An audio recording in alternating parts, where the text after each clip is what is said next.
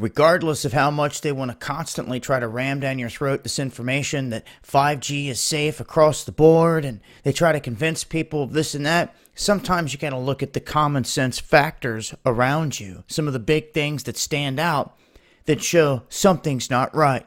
No matter how much they want to try to paint it as being this or that, when big dog companies that normally swoop in and snatch up anything they can make a dime on, if this was not a threat, then 5G in that area, wireless, would be something that insurance companies would be covering.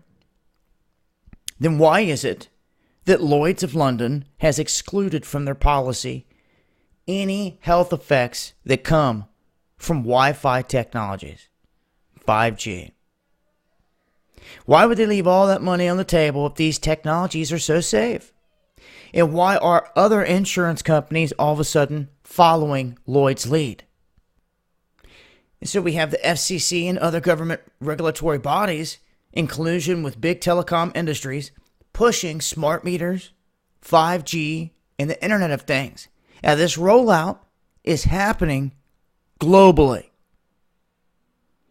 This is when you take a step back and you look at the bigger picture and you look beyond the soap opera of our daily lives and the puppet show, you see that there's something globally underway that it would take the leadership of all these countries agreeing on behind the curtain to make it happen.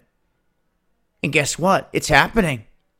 They can, out here on the surface level, try to act like, oh, it's this and that between the United States and China.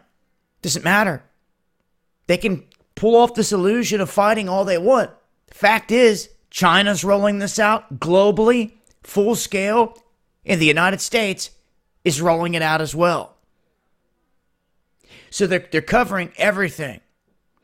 And they're trying to tell you, oh, you're going to have incredibly high-speed connectivity. So you can just have super fast connectivity.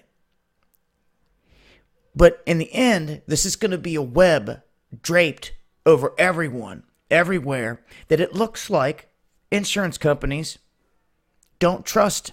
They don't even want to back. They don't want to touch it, especially Lloyds and others that are following their lead.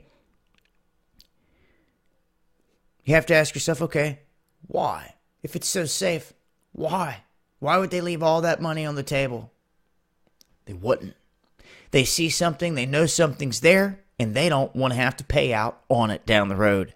That is why. It's been Dabu, 7 Eyes Open.